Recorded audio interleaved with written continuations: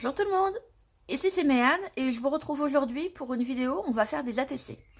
Alors les ATC j'en ai fait qu'une seule fois il y a presque 3 ans, j'en avais fait 3 à l'époque, il m'en reste plus qu'un et comme j'aime bien garder un exemplaire de tout ce que je fais, il est temps d'en refaire. Si vous avez regardé ma vidéo de présentation de washi tape, vous avez vu à la fin que je vous avais montré tous les washi que j'aimais pas trop, ceci excepté, que j'aime beaucoup. Mais tous les washi que j'aime pas trop, je les avais rassemblés sur des feuilles en vous disant ça me fait des fonds, j'en ferai quelque chose, je sais pas encore quoi, probablement une multitude de choses. Et ben la première, ça va être des fonds pour des ATC. Alors petit rappel pour les ATC, c'est franchement plus facile de mesurer ça en inch qu'en centimètres si vous avez une règle qui fait la double mesure, ou moi je les ai découpés au masticot, donc j'ai la double mesure sur mon masticot, mais c'est 2,5 inch sur 3,5 inch. Petite confession, je ne sais absolument pas ce que je vais faire pour l'instant, donc je vais filmer des trucs, et puis je ferai le tri au montage, et on verra à la fin ce que ça donne. Tout d'abord, je trouve que mes washi sont beaucoup trop flashy, et se voient trop.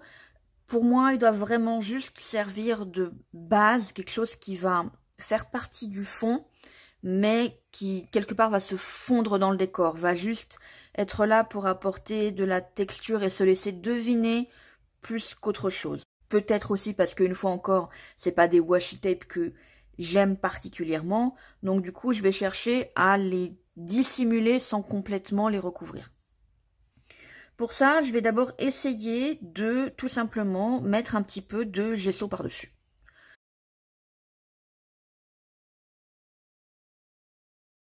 En deuxième technique de dissimulation des washi tape, je vais essayer de rajouter du papier de soie. Pour la carte dans les tons roses, je vais mettre du papier de soie blanc, tout ce qu'il y a de plus naturel, et sur la carte bleue, je vais essayer du papier de soie qui a préalablement été teinté avec du café. Je prends bien soin de froisser le papier de soie pour apporter de la texture, puisque c'est vraiment là l'intérêt de la technique, en plus de vraiment très légèrement atténuer le fond, mais très peu, parce que le papier de soie en une seule couche est vraiment tellement fin que ça va à peine dissimuler les washi tape. Par contre, ça m'apporte beaucoup de texture, ce qui est pas mal du tout. C'est mieux, mais c'est pas encore ça. Donc je vais rajouter des encres, et comme j'ai quelques encres Distress oxyde, celles qui réagissent à l'eau dont je me sers peu souvent, bah je vais essayer de faire quelque chose avec celle-ci. J'ai deux couleurs que j'aime particulièrement, la Peacock Feathers qui est dans les tons bleus et la Seedless Preserves qui est dans les tons violets mais qui tire quand même facilement vers le rose. Et l'avantage de ces deux couleurs, c'est qu'elles se marient également très bien ensemble. Je commence par mettre l'encre violette sur la carte qui est plutôt dans les tons roses et l'encre bleue sur la carte qui est plutôt dans les tons bleus. Je vais rajouter de l'eau pour faire réagir un petit peu l'encre. J'en ai peut-être trop mis ou de façon trop uniforme, donc je vais décider en deuxième couche de rajouter l'autre couleur, mais de façon beaucoup plus ténue, faire à nouveau réagir l'eau et voir ce que ça donne. Le résultat final, je trouve, est pas mal du tout. Et là, vous voyez, ce qui est vraiment intéressant, c'est que la texture qui était présente grâce au papier de soie, l'encre avec l'eau va pouvoir vraiment suivre tous les contours. Et je trouve que ça forme des dessins vraiment très jolis. Je vais quand même rehausser un petit peu tout ça à nouveau en ajoutant en deuxième couche l'encre de la couleur opposée, mais juste un petit peu. Et cette fois, au lieu de rajouter vraiment de l'encre sur la totalité de la surface de ma carte, j'essaye de faire juste une moitié ou sur un petit peu une diagonale pour à nouveau avoir un peu plus de contraste plutôt que quelque chose de très uniforme. Le résultat me plaît beaucoup, mais je me demande si on ne peut pas combiner les deux. Donc, je vais essayer de tout d'abord mettre du papier de soie, ensuite mettre un petit peu de gesso, et puis rajouter mes deux couches d'encre. Voilà ce que ça nous donne. Donc ici, on a ceux qui ont juste du gesso et les encres. Ici, on a ceux qui ont le papier de soie et les encres.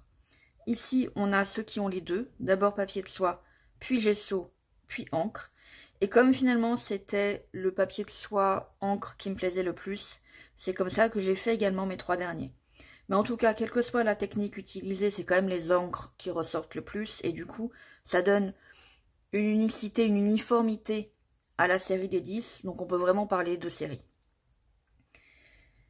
Sans surprise, ce sont ceux qui ont une dominante bleue avec une touche de rose-violet qui ont ma préférence, mais bon, on se refait pas. Hein. Maintenant que mes fonds sont finalisés, ou en tout cas je pense qu'ils le sont très majoritairement, on va pouvoir s'attaquer au reste, à savoir mettre une image centrale, probablement un petit mot, et puis apporter les touches vraiment de finition à nos ATC. En tout cas, j'aime vraiment beaucoup le rendu, au point que je pense décliner ce rendu dans des tags et d'autres décorations, d'autres embellissements pour Junk Journal. Le défaut, je trouve, de ceux-ci, c'est que finalement, ils étaient beaucoup trop couvrants. C'est soit gesso, soit papier de soie, mais la combinaison des deux, on voit plus suffisamment le fond, particulièrement celui-là où les washi sont jolis. Je trouve ça un peu dommage. Après, j'ai peut-être aussi eu la main un peu lourde sur le gesso, c'est pas impossible.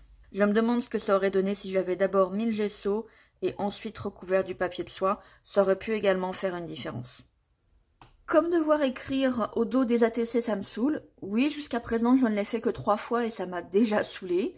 Donc il était hors de question que je recommence aujourd'hui pour les 10 nouveaux qu'on est en train de faire. Je me suis fabriqué un PowerPoint que je peux imprimer et ensuite simplement remplir les informations. Et maintenant, il ne nous reste plus qu'à les coller au dos, ce qui permettra également de camoufler. Il y en a certains où l'encre, etc. a un petit peu débordé, donc ça fait pas très joli. Donc on colle. Vous voyez que je les ai fait très légèrement plus grands que le format ATC pour que j'ai une légère latitude en fait pour le placement.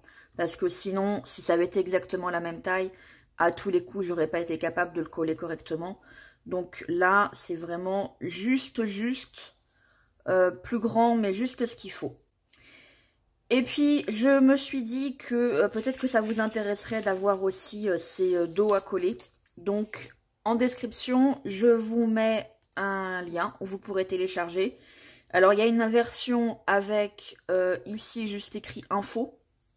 L'autre avec l'icône de YouTube et de Instagram, puisque c'est ceux que moi j'utilise. Et puis comme la dernière fois où je vous avais mis un lien à télécharger sur ce que vous avez le droit de faire ou pas, je reste sur la licence Creative Commons by NC version 4.0. Je vous remets en description un lien avec l'explication de ce que ça veut dire en français. Mais en gros, tout ce que ça veut dire, c'est que vous n'avez pas le droit de le revendre. Mais sinon, vous pouvez modifier, utiliser à loisir.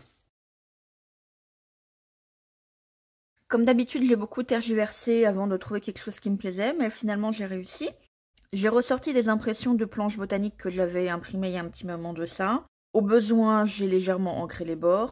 Je me suis fait, à l'aide d'une perforeuse, pas mal de tags de 3 tailles différentes. À nouveau, ça m'a permis d'utiliser pas mal de chutes de papier. Je suis vraiment contente parce qu'en ce moment, j'arrive à bien utiliser mes chutes de papier. Ça me donne l'impression de consommer mon stock. En vrai, il descend probablement pas tant que ça parce qu'à chaque fois, c'est des petits trucs. Mais, quand même. J'ai également ressorti les tickets vintage qui avaient fait l'objet d'une vidéo il y a un moment de ça maintenant. J'utilise des morceaux de carton qui viennent d'un emballage que j'ai pas mal dépecé pour avoir le relief des cannelures, que je fais ressortir avec 2 encres. Une jaune qui vient de chez Action et la vintage photo classique pour donner un petit peu de relief. Je fais quand même attention d'une manière générale à ce que mon ATC ne soit pas non plus trop épais. Et enfin, j'utilise des mots soit d'une planche que je m'étais préparée à l'avance et que vous voyez régulièrement, imprimée dans des polices différentes, soit des morceaux de phrases que j'ai directement découpés dans des livres. Et comme le papier est assez fin et que j'ai quand même plusieurs niveaux d'épaisseur sur ma carte, je renforce ces petites phrases en les collant d'abord sur du papier plus épais, puis je les redécoupe, encre les bords, etc. Et tous mes ATC vont être construits avec cette formule. Si j'ai vraiment trop de différence de niveau au moment où je colle mes phrases, je me sers des petits carrés de mousse de chez Action pour pouvoir combler la différence de niveau. Au final, les washi tape qui m'ont servi de fond se devinent vraiment à peine sur la création, mais je pense qu'ils participent quand même pleinement au rendu de l'ensemble. Donc ils ont vraiment leur rôle à jouer. Après avoir fini la série de mes ATC, j'étais pas très satisfaite de quelques-uns. Je trouvais qu'il manquait quelque chose ou qu'il y avait trop de cartons et du coup j'ai rajouté quelques boutons. Les dernières finitions, c'est de raccourcir un petit peu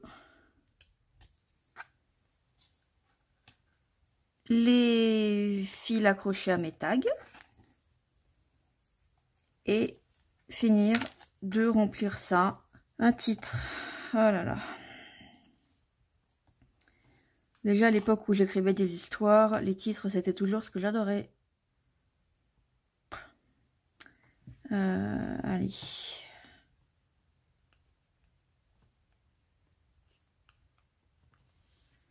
Escale. Et c'est la 10 sur 10.